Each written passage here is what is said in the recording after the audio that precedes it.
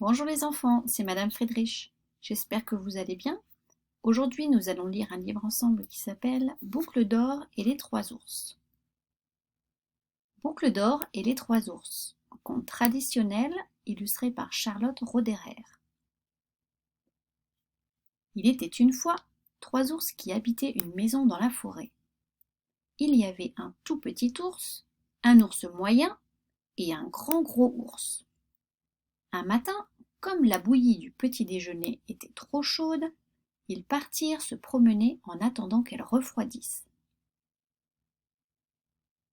Pendant ce temps, une petite fille appelée Boucle d'or arriva par hasard devant leur maison.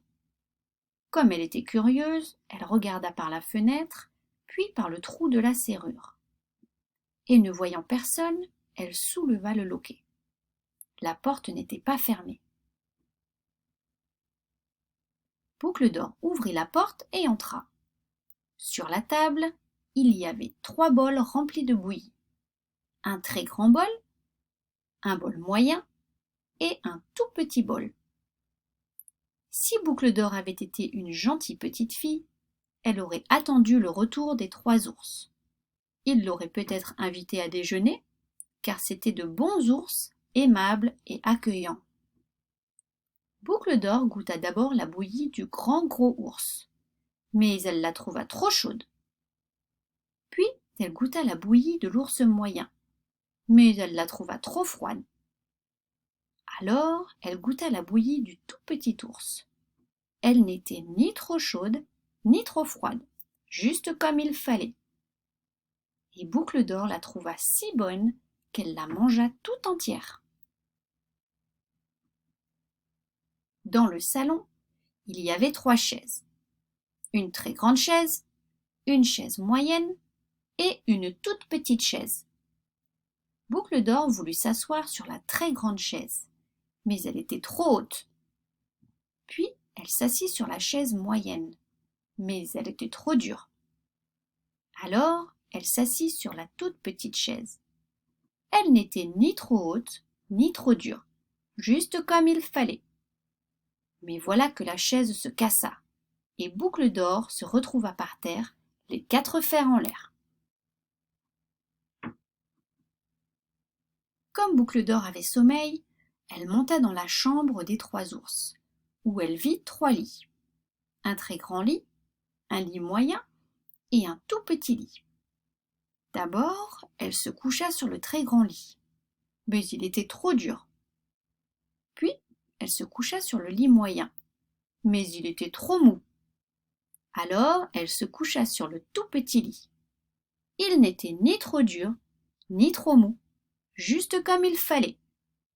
Elle se glissa sous la couette et s'endormit. Peu de temps après, les 3 ours revinrent de leur promenade. Boucle d'or avait laissé la cuillère dans le très grand bol. « Quelqu'un a touché à ma bouillie !» dit le grand gros ours de sa grosse voix. Puis l'ours moyen regarda son bol et vit que sa cuillère aussi était dedans. « Quelqu'un a touché à ma bouillie !» dit-il de sa voix moyenne. Alors le tout petit ours regarda son bol.